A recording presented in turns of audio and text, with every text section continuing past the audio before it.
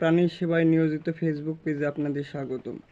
আজকে যে বিষয়ে আলোচনা করব, এফিমেরাল ফিভারের কিছু তান্ত্রিক কবিরাজ কিছু গাছ বেঁধে দিচ্ছে গরুর পায়ে বা হাতে, বা ঝাড়াফুঁড়ো করছে।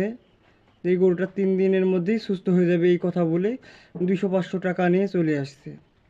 আসলে এফিমেরাল ফিভার শব্দের অর্থ কী বা কী জন্য এই রোগটি হয়, এ বিষয়ে সে তান্ত্রিক বা কবিরাজ জানেই না।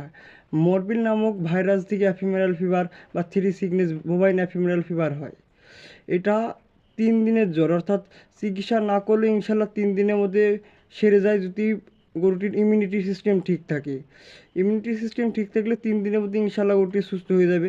কবিরাজ মিথ্যা কথা বলে বা আজেবাজে গাছ পায়ে বেঁধে দিয়ে বলছে 3 দিনের মধ্যে ভালো হয়ে যাবে, দেখো বা 2.5 দিনের মধ্যে ভালো হয়ে যাবে। বাংলাদেশে এটাকে 3 দিনের জ্বর বলে, ভারতে এটাকে আড়াইয়া জ্বর বলে। এটাই হলো কবিরাজের গোমর বা গোপন বিষয়। এটা আপনি চিকিৎসা করলেও 3 দিনে ভালো হবে, না করলেও 3 দিনে ভালো হবে। তো চিকিৎসা করলে 1 দিনে বা 2 ঘন্টার মধ্যে এফিমেরাল ফিভার ভালো হয়ে যায়। এটাই হলো কবিরাজি ট্রিটমেন্টের বিষয় বা ডাক্তারি ট্রিটমেন্ট। কবিরাজি ট্রিটমেন্ট করলে 3 দিন, আর ডাক্তারি ট্রিটমেন্ট করলে 1 দিনে ইনশাল্লাহ ভালো হয়ে যাবে। কবিরাজি ট্রিটমেন্ট হলো একটা মিথ্যা বানোয়াট চিকিৎসা, যেটা চিকিৎসাই না। এটা মিথ্যা কথা বলে ভোগান্তিতে খামারিকে ফেলে এবং মিথ্যা কথা বলে 200-500 টাকা নিয়ে যায়। গরুটি 3 দিন কষ্ট পায়, লাস্টে অ্যানফাইসিমা হয়ে গরুটি মারা যাওয়ার লক্ষণও দেখা দিয়েছে, প্রায় দেখা দেয়।